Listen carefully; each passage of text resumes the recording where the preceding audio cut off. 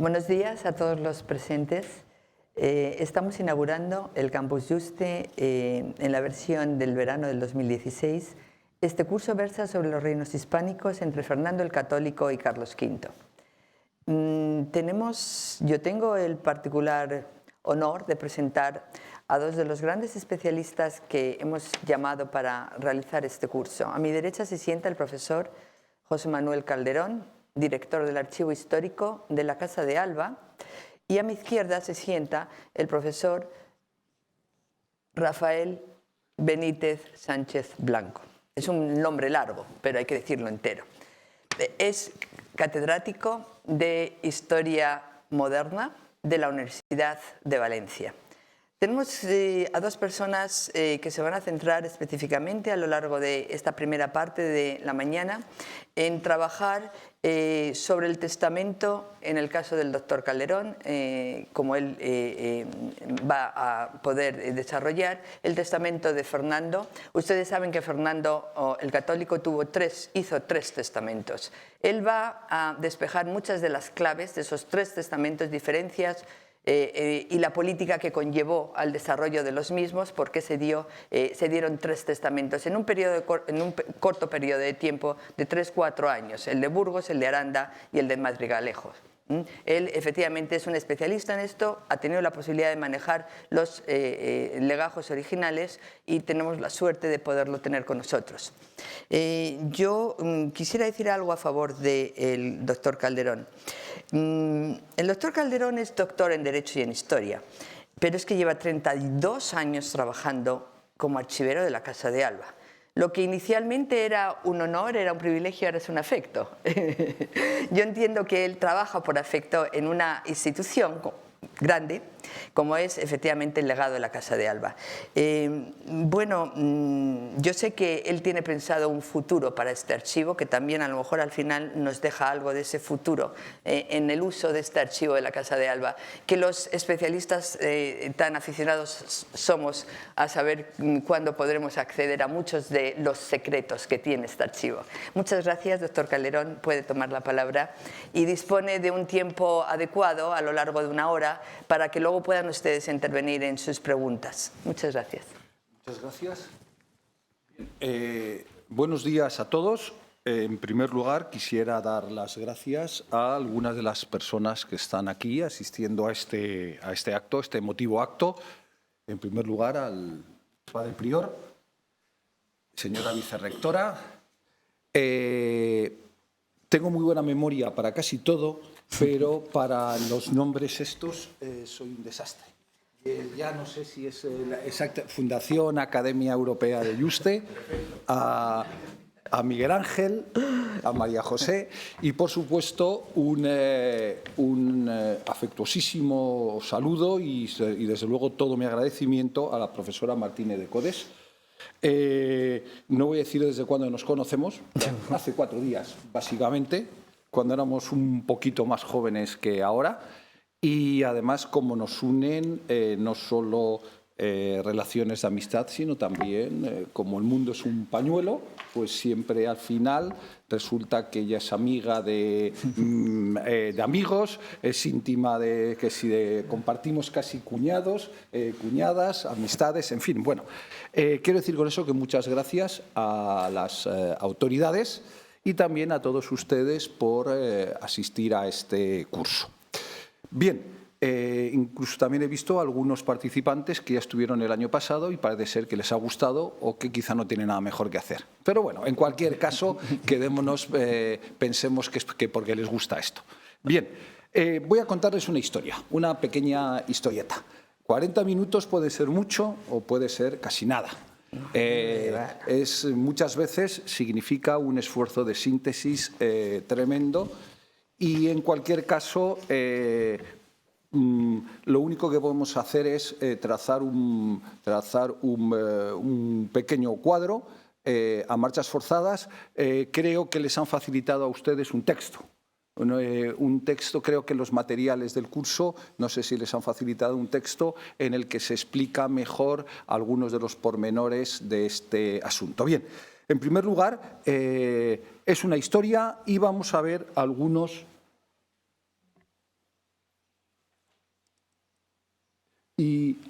Bien, algunos de los protagonistas de la historia. Supongo que todos conocen a Isabel la Católica, a Fernando.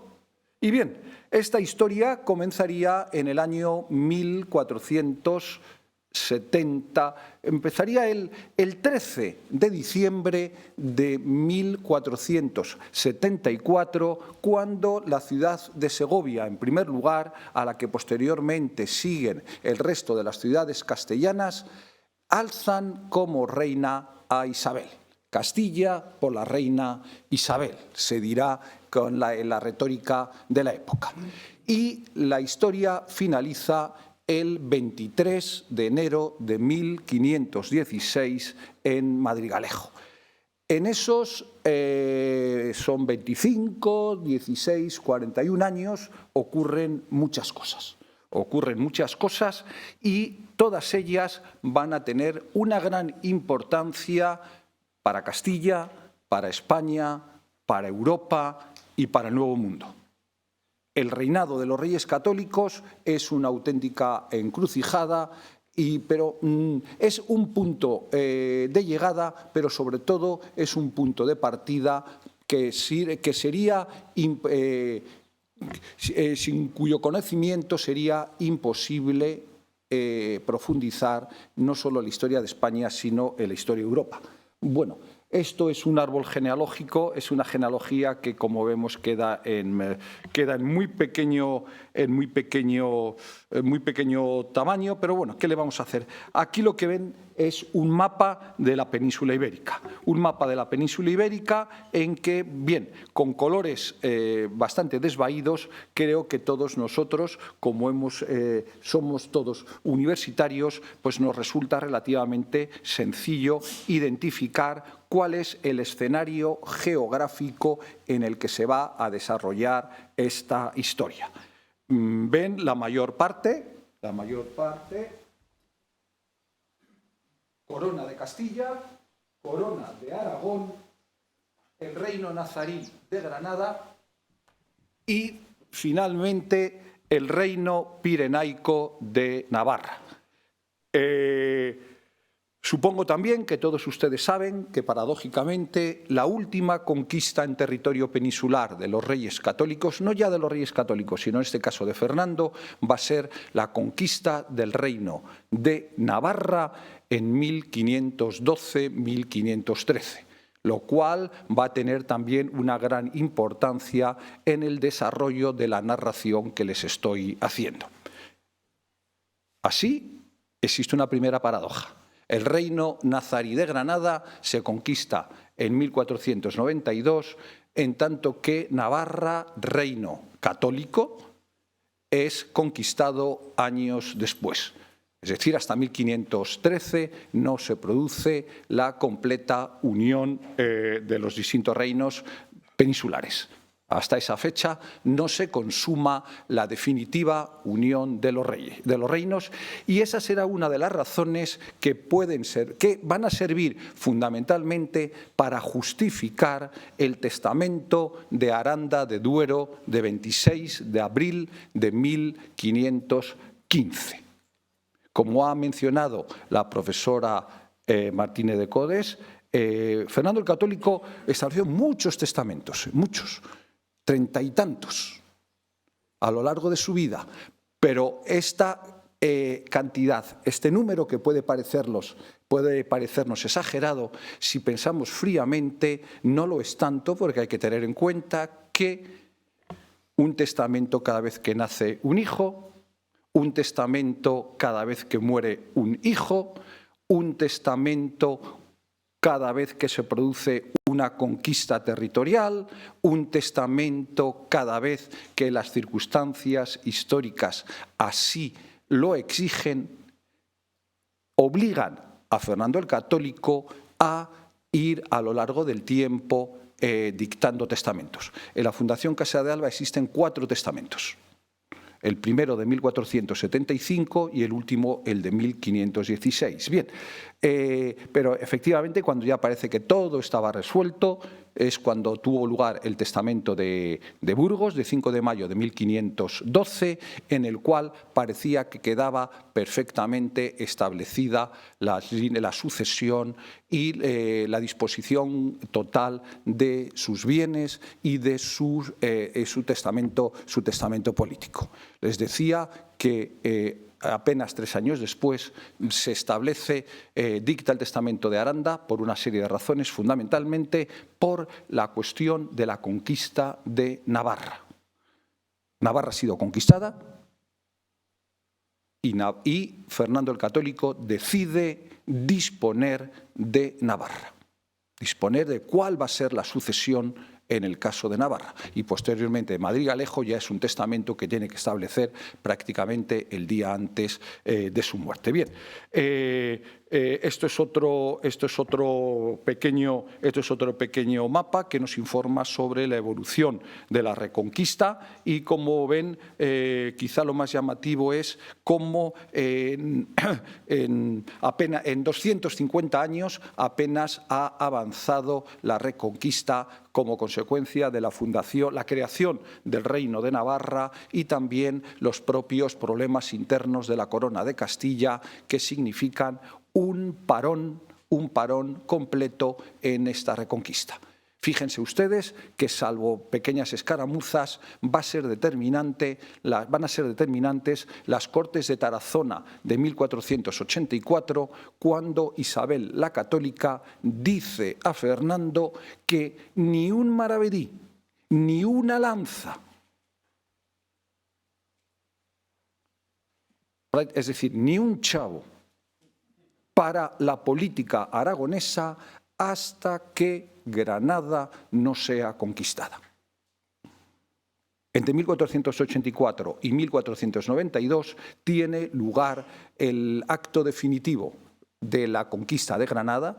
Todos conocemos la famosa capitulación de 2 de enero de 1492, la entrada en Granada el 3 de enero del día siguiente, el famoso cuadro de pintura histórica, creo que es de Casado de la Lisal o uno de estos autores, en que aparece Boabdil entregando las llaves de la Alhambra. Y bien, a partir de ese momento, prácticamente el día después, comienzan a desencadenar los acontecimientos y ya Fernando el Católico está liberado para desarrollar su política.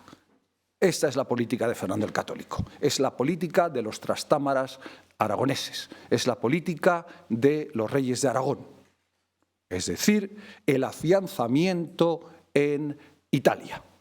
Desde las bases de Sicilia, toda la problemática, Alfonso V, el abuelo de Fernando el Católico, Alfonso V no, es el tío de Fernando el Católico, ha conquistado Nápoles, pero en el momento de su muerte ha dividido en dos la corona aragonesa. Los territorios peninsulares hispánicos para su hermano Juan y Nápoles para su bastardo, para un hijo bastardo. Bien. Todos hemos oído hablar de las famosas guerras de Italia, en las que el Gonzalo Fernández de Córdoba se cubre de gloria.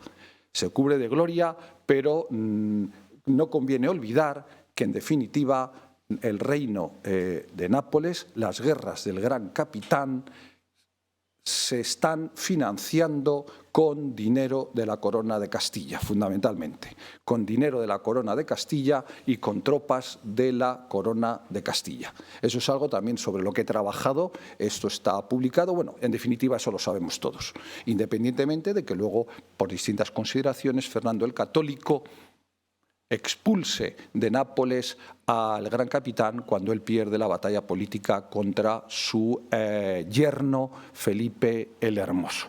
Bien, les decía que esto es un ámbito. Aquí tenemos a Juana, un retrato atribuido a Juan de Flandes, que tradicionalmente se considera que es la princesa Juana. Las hijas de los reyes católicos no eran morenas, cetrinas ni con verrugas, eran rubias, eran trastámaras. y la abuela había sido Catalina de Lancaster, que era inglesa. Isabel la Católica era rubia de ojos claros.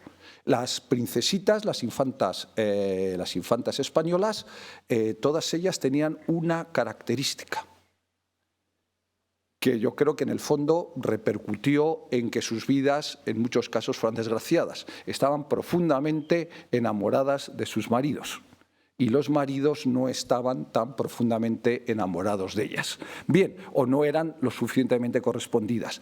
Todas ellas eran cultísimas.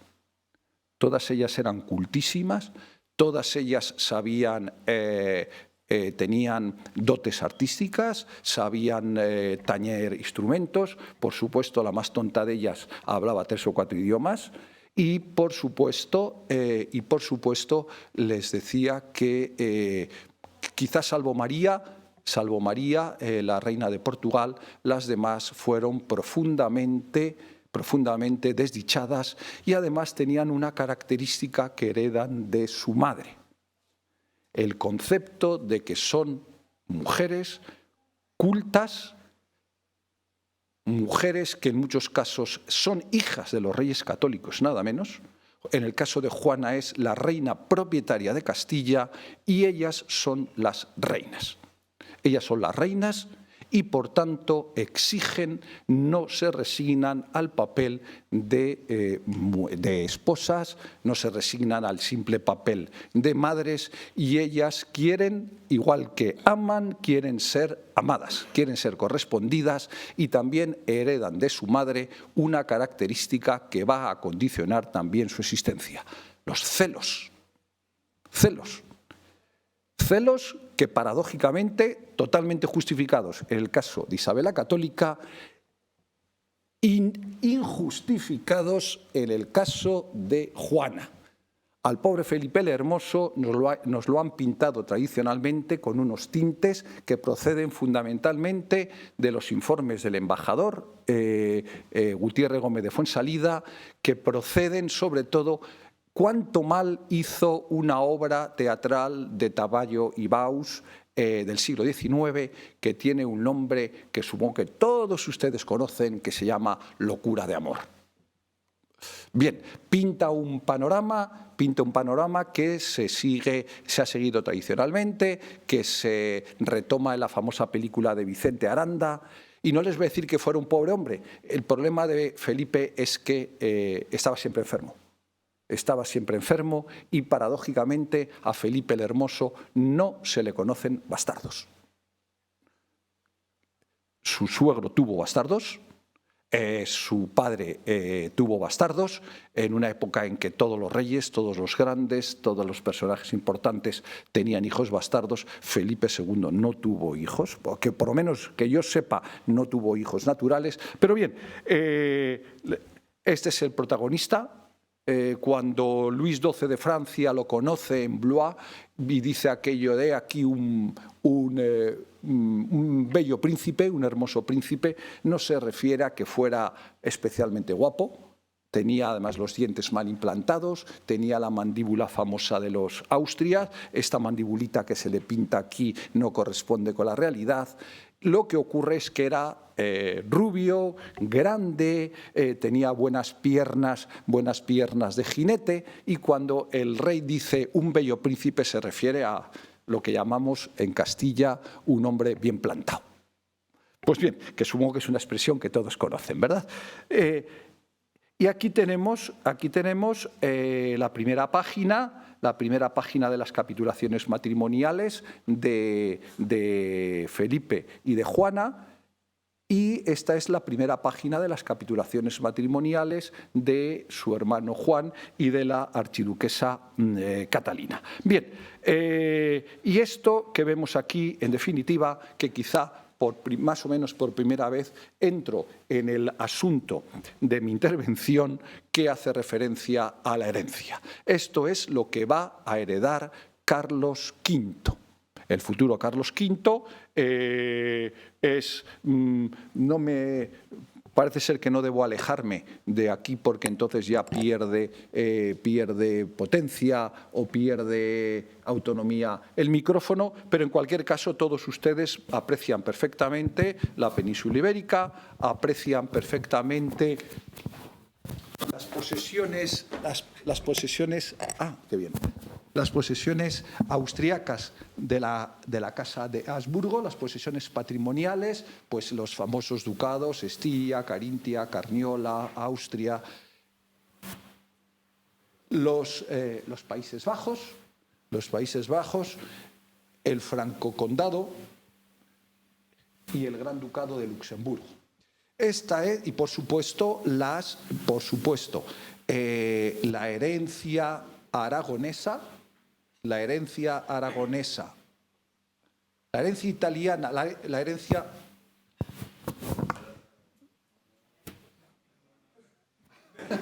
Bueno, la herencia procedente de la Casa de Aragón y luego estas plazas de soberanía en el norte de África.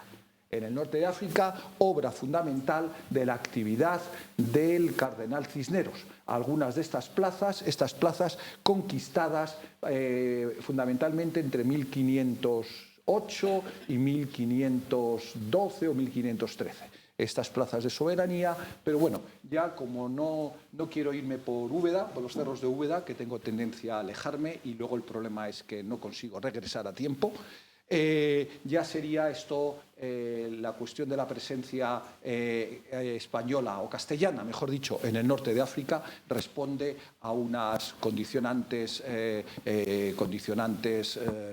que tienen que ver con la herencia de los visigodos, incluso de la época de la diócesis de las Hispanias. Bien,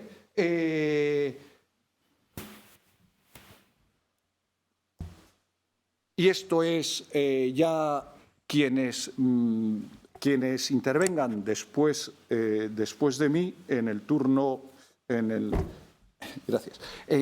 Quienes intervengan después de mí, pues ya les hablarán con mucha mayor claridad y con mucha mayor exactitud de lo que significa la herencia americana e incluso de la herencia americana, pero en cualquier caso este mapita que les traigo aquí hace referencia a aquellas partes de América que han sido ya descubiertas durante la vida de Fernando el Católico. Y por supuesto en los testamentos de Fernando el Católico él también tiene que prestar atención, porque tiene que prestar atención a estas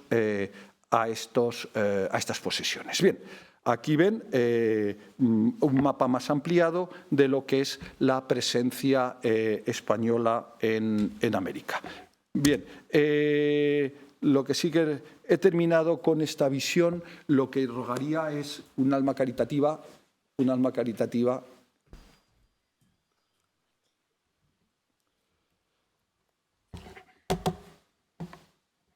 Es decir, con esto hasta ahora he tratado de darles una visión aproximada de lo que van a constituir, de lo que son las posesiones, y por aquí ya vemos ya la presentación. Bien, esto ya, sí, desde la primera, sí. Bien, aquí lo que vamos a ver es, además de mi dedo, en ocasiones, lo que vamos a ver son los dos testamentos de Aranda y de Madrigalejo que están... los dos testamentos que están redactados, están realizados en un brevísimo margen, en un brevísimo espacio de tiempo. Bien, la cuestión es la siguiente. Estamos en el mes de abril de 1515 y Fernando el Católico está, y perdónenme la expresión, está absolutamente cascado. Está mal, está muy mal. Muy mal, hay que tener en cuenta, acaba de cumplir 63 años, es algo que estaba hablando hablaba ayer con alguno de los compañeros sobre el particular y decíamos que, bueno, que 63 años en esa época puede ser muchos años o tampoco en los monasterios. Es bien sabido que los monjes y las monjas normalmente vivían más años y desde luego los ricos siempre han vivido más tiempo que los pobres y los artistas, y se parece ser que los profesores de universidad y en general los intelectuales viven más tiempo que quienes tienen que ganarse la vida con el sudor de sus manos y picando piedra. Pero bueno, quiero decirles con eso que en el caso de Fernando el Católico, él se encuentra muy avejentado, y se dice también que una de las razones es que está medio envenenado como consecuencia de la administración de afrodisíacos continuamente por parte de su mujer Germana de Foix. El resultado es que él se encuentra en muy malas condiciones y dicta este testamento en Aranda el 26 de abril. Y en este testamento que él dicta, que es el de la izquierda, creo que vamos a volver, en sucesivas, creo, sí. Bueno, creo que sucesivamente vamos a ir viéndolos. Él establece un testamento. Y en ese testamento de Aranda lo que hace en este testamento es introducir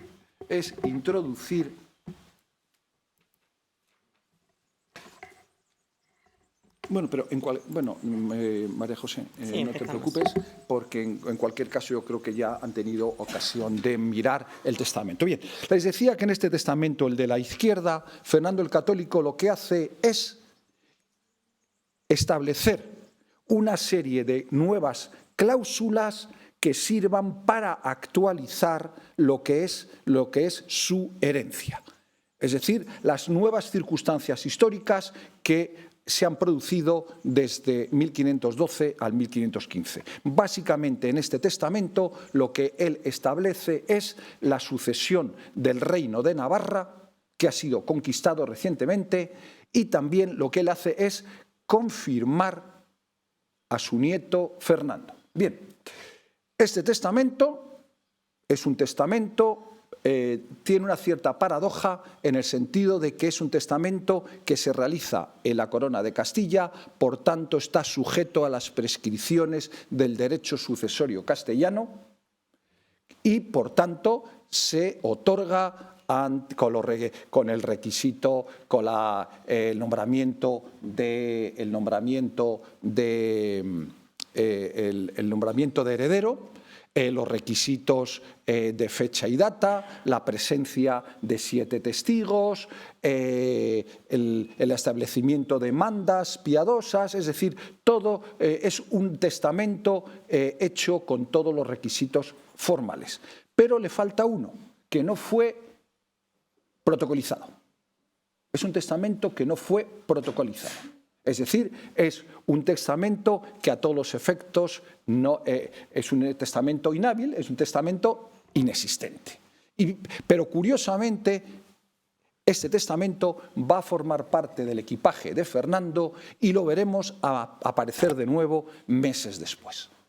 Bien, en los meses siguientes, Fernando el Católico reúne cortes en Burgos, y en estas cortes lo que se establece fundamentalmente es algo que tiene que quedar bien claro, que conviene que todos tengamos absolutamente claro. Juana es la heredera universal de todos los bienes de Fernando el Católico. No solo de los bienes, no solo de la corona de Castilla, de la que ya era heredera por el testamento de su madre Isabel en 1504, sino que ahora en estos testamentos lo que se establece es la sucesión en los bienes de Fernando el Católico, tanto aquellos bienes de abolengo, aquellos bienes que él ha heredado de sus mayores, como aquellos bienes de ganancia que ha adquirido durante su reinado. Es decir, algunas de las imágenes que hemos estado viendo de las posesiones americanas, del reino de Navarra. En el caso de Granada, Granada se había atribuido directamente a la corona de Castilla y sobre eso no había que hablar. Pero también habrá que establecer la sucesión de los maestrazgos de las órdenes. Pues bien, les decía que el heredero universal es Juana, pero todo el mundo sabe, en 1516, que Juana no está en condiciones de reinar. Juana está encerrada en Tordesillas. Y por tanto, lo que sí que se establece en estos testamentos es que como Juana no puede reinar, sea su hijo Carlos, el nieto mayor, sea Carlos quien gobierne el nombre de su madre. No que reine, sino que gobierne. Pero también en este testamento se establece, en Aranda se establece que, considerando que Carlos vive en Flandes, considerando que Carlos puede que tarde en venir a España a hacerse cargo del gobierno, él establece que mientras dure la ausencia de Carlos, gobierne en Castilla y en Aragón su pequeño hermano, el hermano pequeño de Carlos, que se llama Fernando. Fernando, el que luego conoceremos como Fernando de Austria, el emperador de Austria. Hay una cosa curiosísima. Visitando la Catedral de Praga, de repente hay toda una serie de laudas sepulcrales que están encastradas en la pared y de repente vas paseando y de repente dices, si esto es una venera de Santiago, esta es una cruz de Santiago, esta es una cruz de Calatrava, esta es otra cruz de Calatrava, anda, si esto es una cruz de Alcántara. Te acercas a ver la lauda y claro, la inscripción en latín lo que te está diciendo que es un señor procedente de España, de los que habían acompañado en el séquito a Fernando y que luego pues, se habían radicado en Viena o se habían radicado en Budapest. Bueno, Budapest lo conquistan los turcos, o se habían radicado en Praga, donde desarrollan su carrera política o administrativa y donde mueren y son enterrados, etcétera, etcétera. Bien, les decía que esa es la cuestión, que se establece la gobernación de Fernando,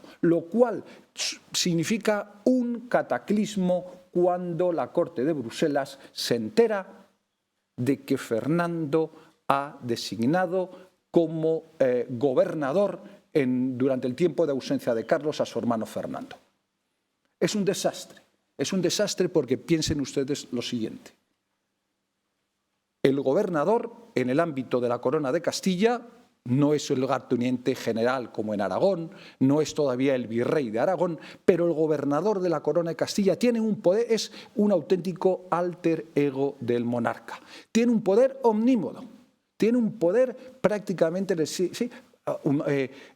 designa corregidores, designa los letrados de los consejos, nombra los cargos de gobierno, los cargos de administración, tiene un poder enorme. A nadie escapa y sobre todo tiene la capacidad de designación y a nadie escapa que Carlos probablemente podría encontrar enormes dificultades para hacerse cargo del control de España en el supuesto de que su hermano o quienes rodean a su hermano se le opusieran o le pusieran pegas, trabas, etcétera, etcétera. Y en base a eso tiene lugar una serie de acontecimientos. Creo que se les ha facilitado un texto, una fotocopia de un texto, y entonces no quiero volver sobre el asunto porque les decía que 40 minutos puede ser mucho y puede ser poco y no quiero enrollarme más de la cuenta, pero en definitiva la cuestión es la siguiente.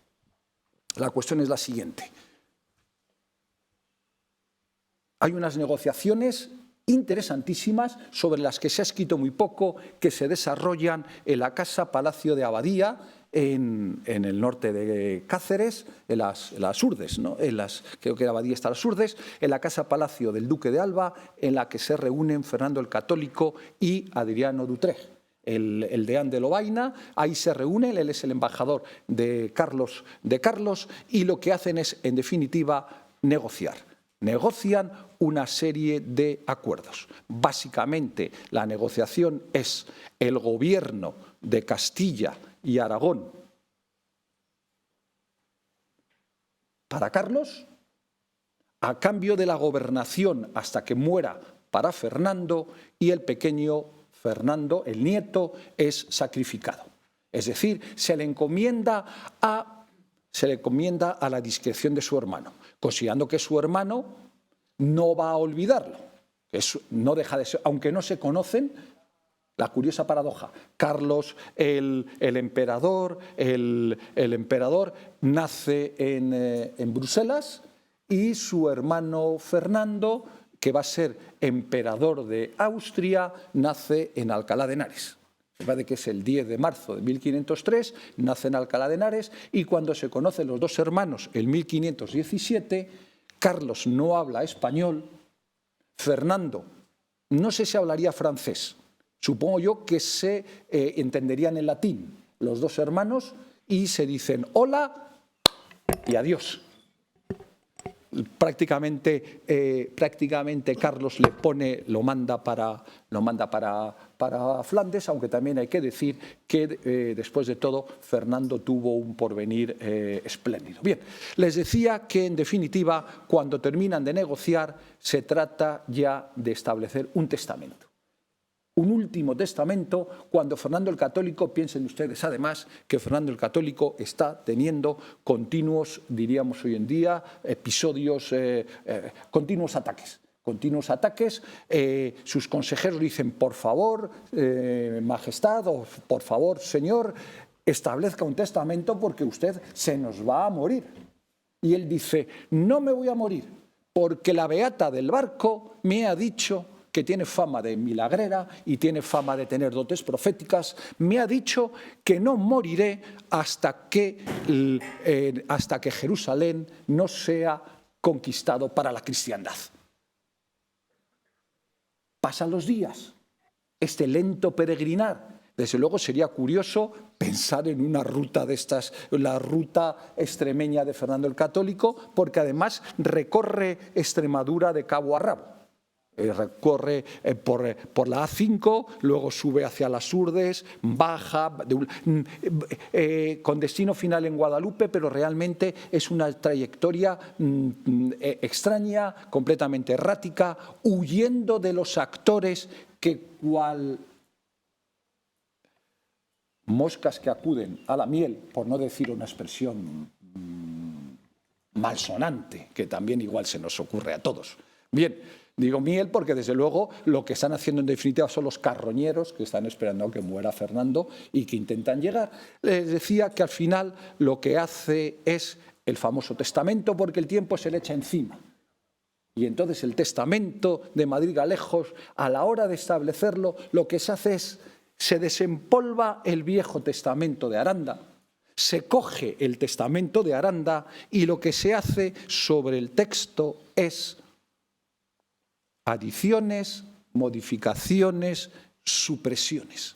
Sobre el mismo texto del testamento vemos cómo los consejeros cómo van haciendo enmiendas, tachaduras, cómo quitan completamente del texto al pobre pequeño, a Fernando, cómo reducen al mínimo las referencias a Juana y una vez establecido ya este borrador, lo que hacen es establecer el testamento nuevo.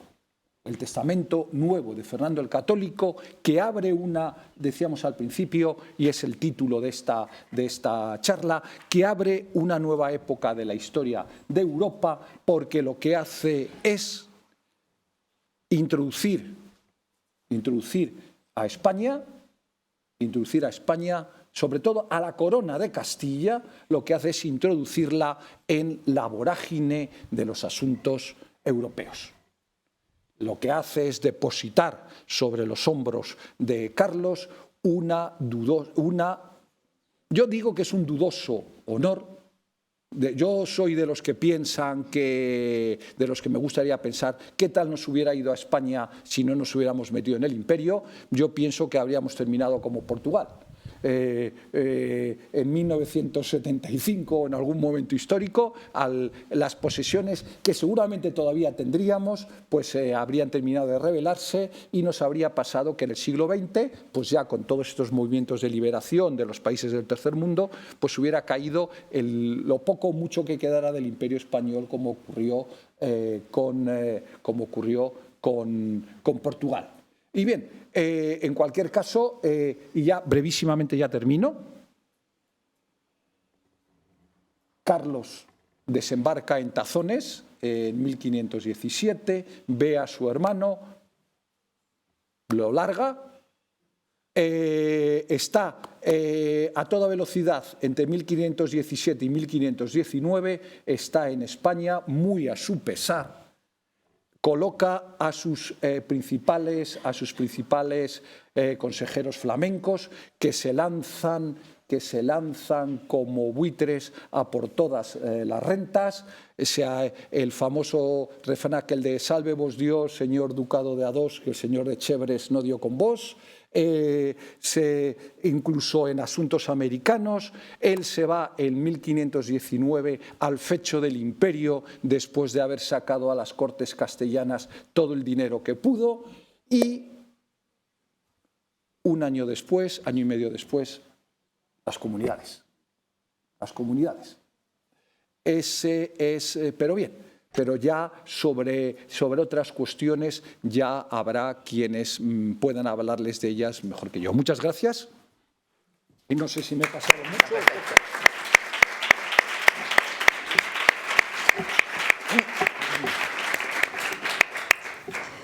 Voy a agradecer al profesor Calderón el esfuerzo que ha realizado, plagado de anécdotas que han hecho su conferencia de gran amenidad.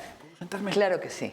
Y entonces, ahora creo que vamos a disfrutar de unos minutos antes de introducir al segundo ponente de la mañana, para que puedan ustedes hacer comentarios, preguntas, aquellos enfoques que más le han llamado la atención o sobre los cuales quieran clarificar alguna de las dudas que esta conferencia ha plasmado. En realidad estamos ante el pórtico con estos primeros años de Fernando de lo que va a ser el curso. Por lo tanto, es un pórtico lleno de complejidades, tal y como viene dibujado por ese testamento que abre muchas posibilidades y se desarrolla luego en un tiempo histórico más largo. Tienen ustedes el turno de palabra. Levanten la mano, identifíquense, por favor, digan me llamo, como se llamen, y les damos el turno para poder participar en este debate. Los profesores también están invitados, por supuesto.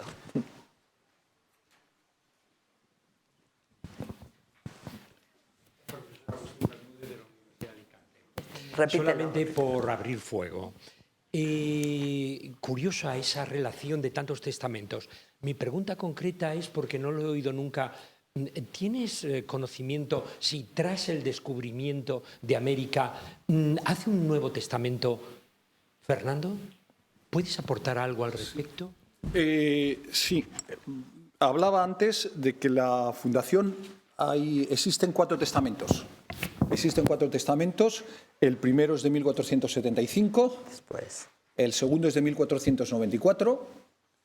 El tercero es el de Aranda, de 1515, y el de Madrigalejo, de 1516. El de 1494 ya está plasmándose América. Lo que ocurre es que a las alturas de 1494 América son las Indias y se ha descubierto cuatro islas, ¿no?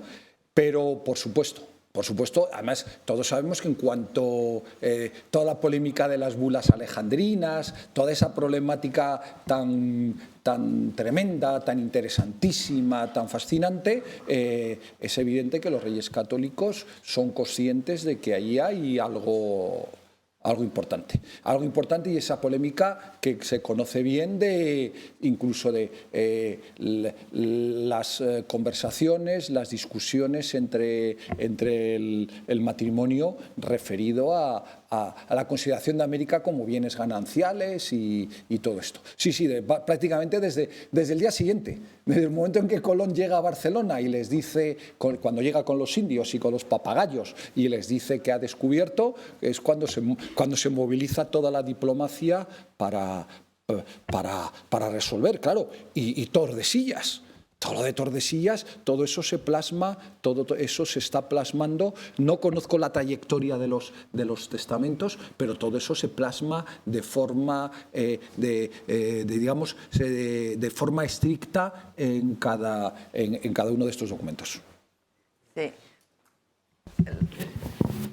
Concha Navarro, Universidad Complutense.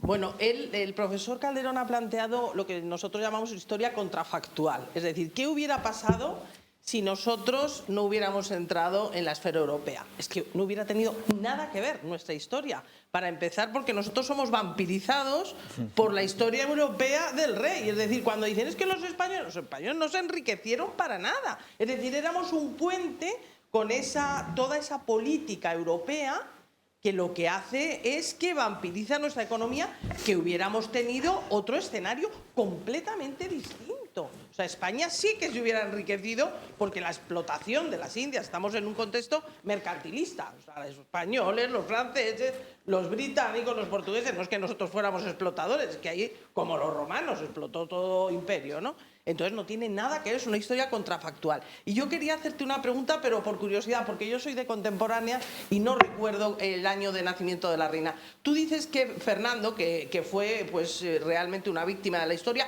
o no sabemos qué hubiera pasado de la otra manera. Nace en 1503, la reina muere un año después. ¿Con qué edad nace ese niño? No, vamos a ver. Claro, es hijo de Juana. No, perdona. El pequeño Fernando. Claro, tienes razón. La del hijo Se de me ha Juana. ido la olla. No. Es que de repente he dicho yo, pero sí, muere en 1504. Sí, claro, es hijo de su madre, claro. Sin nada que ver. No. Juana, con una precisión matemática, cada vez que está con su marido, indefectiblemente queda embarazada y da a luz al cabo de 9 meses. Y además, muy bien, sin ningún tipo de problemas, y si no estuvieron casados 10 años, de los cuales prácticamente 4 separados completamente, y ese ritmo tan preciso de hijo por año coincide con las ocasiones en que ambos están reunidos. Entre 1503 y 1505 no hay hijos porque están separados más de un año. Pero fíjate, nos has desmontado un mito. O sea, toda la vida hemos tenido la idea de que, vamos, este era un hombre, un ligón, como se diría hoy, y que realmente nos has desmontado el mito que Felipe el Hermoso no tenía nada que ver con un hombre con esa imagen que ha dado la historia de él. Pero vamos a ver, Felipe decía que no es que estuviera... Felipe yo creo que se agobió demasiado pronto de su mujercita. Se agobió y acabó aborrecido de su mujercita. Eso de tener una mujer ardiente y apasionada parece ser que al principio hace mucha gracia, pero luego llega un momento que ya termina cansando. Y más en la perspectiva de la época, imaginad por un momento lo que significa el hecho de que una vez que ya estás embarazada y tu embarazo es notorio, en la mentalidad de la época y también de los confesores, de los religiosos, eso ya no era natural. Ahí había componente ya de vicio porque ya no estaba encaminado a la reproducción sino a otra cosa. Además estaba mal visto. Las mujeres embarazadas, en este caso la reina, en el momento que el embarazo era manifiesto, lo que tenía que hacer era retirarse, ¿cómo se dice esto? De tranquilidad y buenos alimentos hasta que el embarazo fuera a término, porque también hay que decir en honor de la mentalidad, de determinadas mentalidades de la época, que los embarazos, pero sobre todo los partos reales eran terroríficos, que las pobres mujeres, ahí no había diferencia entre reinas, princesas, marquesas o condesas, las pobres mujeres parían todas en las mismas condiciones. Ahí no había higiene prácticamente de ningún tipo y una campesina paría prácticamente igual. Y eran experiencias terroríficas. Y como se mencionaba el año pasado, ¿quién iba a pensar que la pobre Isabel de Portugal, que tan amante y tan amada por su marido, quién iba a pensar que en su cuarto embarazo iba a morir de unas fiebres puerperales? Decían, bueno, ha parido la primera vez y ha salido bien, esta mujer es buena paridora, esta mujer sirve. Y quiero decir con eso que hay gente que considera que, bueno, que después de todo hablamos de Juana, ya muy rápidamente se dice que Juana es una persona, ella y su madre son mujeres con mentalidad muy moderna. son mujeres con mentalidad muy moderna y no conviene olvidar que son reinas propietarias, son reinas de un reino, de una corona en la cual se establece que las mujeres, por supuesto, los varones tienen preferencia, pero las mujeres reinan. Las mujeres reinan e Isabel es la reina propietaria. Juana es la reina propietaria de Castilla y dice, aquí mando yo. Sí, tenemos otra pregunta en la sala. Sí. Bueno, no me atrevo a meter en estadística familiar porque la reina Isabel con 10 embarazos, 5 niños muertos antes de nacer, Fernando, el marido, 10 hijos ilegítimos, uno arzobispo, gobernador de Aragón, para mí es demasiado complicado, pero lo que yo entiendo y he aprendido en la historia alemana siempre es que el arquitecto de la unión Habsburgo-Trastámara fue el rey Fernando, sí, a tal punto que después de Maximiliano, el emperador, ya estando dispuesto de hacer la unión, porque por sus planes italianos convenía mucho después de que Fernando se había impuesto en Nápoles, un matrimonio. Entonces es Fernando que insiste en el matrimonio doble, lo que el emperador no quiere. ¿Por qué? Claro, sí, la situación de Perpiñán, de Aragón, eso se sobreentiende, y que un matrimonio doble de ese tipo definitivamente va a separar a Castilla de Francia, que era una alianza de toda la vida de los Trastámaras en todo caso. De manera que veo muy dudoso quién es, digamos, el actor principal en este inicio de la relación Trastámara-Habsburgo. Sí. La política de los reyes católicos, efectivamente, es la política de la Casa de Aragón. Mencionaba antes las Cortes de Tarazona de 1484, pero luego hay otras Cortes de Tarazona 10 años después. Y ahí es en el momento, y decía también que prácticamente al día siguiente de la conquista de Granada tiene lugar, se firma el Tratado de Barcelona de 1493, referido a la devolución de los condados pirenaicos, fundamentalmente Rosellón y Cerdaña. Es la política de la Casa de Aragón. Efectivamente, tiene razón en que la política tradicional de Castilla había sido la alianza por todos los medios con Francia. Desde el famoso tratado de Toledo de 1369, Francia y Castilla van cogidos de la mano en todas las empresas europeas. Es en el momento en que casan los reyes católicos cuando se plantea la política internacional de los reyes católicos, es la política que dicta Fernando y es, en definitiva, el cerco diplomático de Francia. Toda la política va encaminada, los hijos de los reyes católicos y fundamentalmente las hijas son utilizadas como peones.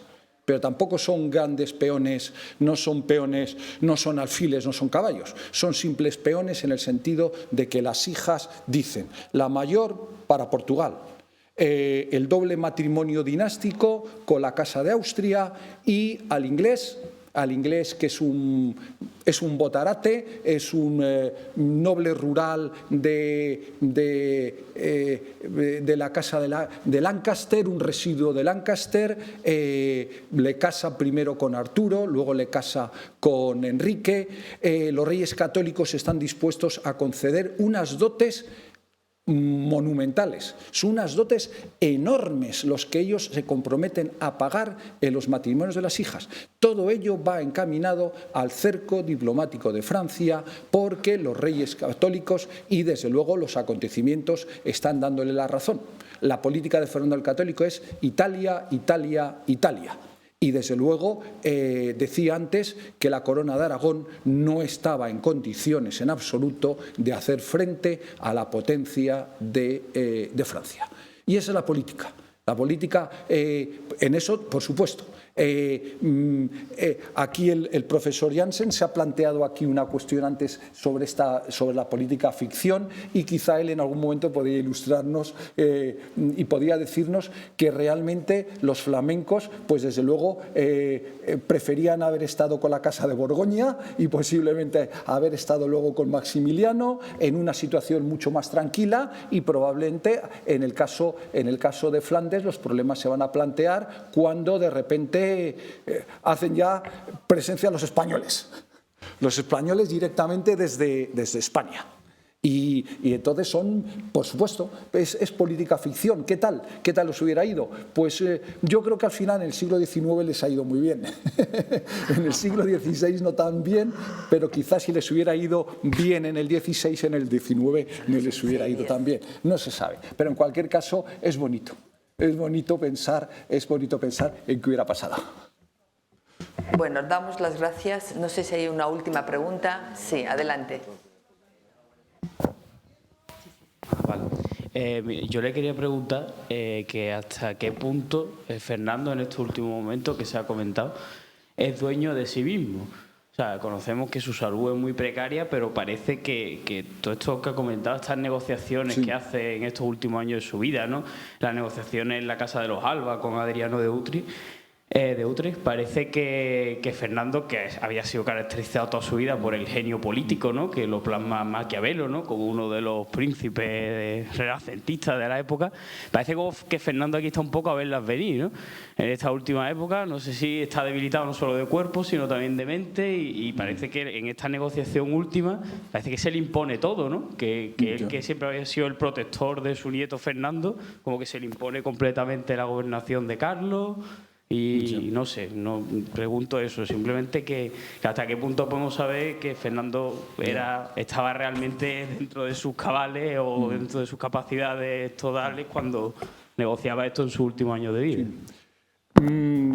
Fernando está absolutamente consciente y lúcido, yo creo que hasta la noche antes. Él entra en agonía, está Germana con él, le ha dado tiempo incluso el día antes a escribir una carta de despedida a su nieto Carlos, una carta preciosa, por supuesto que ha dictado él. Galíndez en los anales breves se atribuye un papel protagonista en los últimos acontecimientos, que tanto los historiadores aragoneses como últimamente yo también lo negamos, en el sentido de que él es consciente de que no puede hacer otra cosa.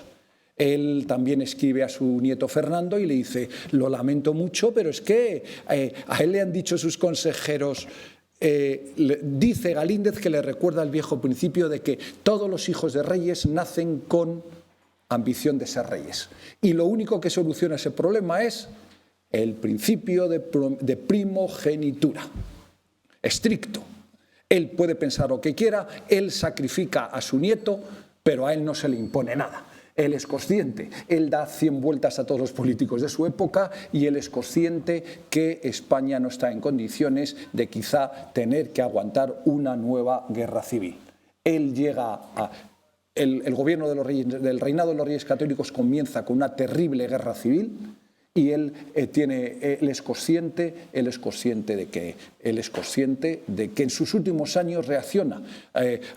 Tenemos tendencia a olvidar que Fernando el Católico, cuando pierde su pugna política con Felipe el Hermoso en Villafáfila, él ya se ha casado un año antes, meses después de la muerte de Isabel, se ha casado con Germana de Foix, ha tenido un hijo, el príncipe Don Juan, que ha nacido en 1509, va a morir a los meses, pero Fernando el Católico rompió la baraja.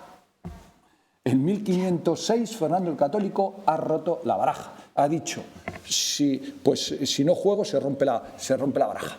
Y él se fue a Aragón y se separaron. Otra pregunta: ¿qué hubiera pasado si hubiera vivido más años el hijo de Fernando el Católico y Germana de Foix? Corona de Aragón por un sitio, corona de Castilla por otro. En mi opinión, entonces es cuando los castellanos hubiéramos tenido un futuro esplendoroso, sin obligaciones europeas ni italianas. Muchas gracias. Muchas gracias.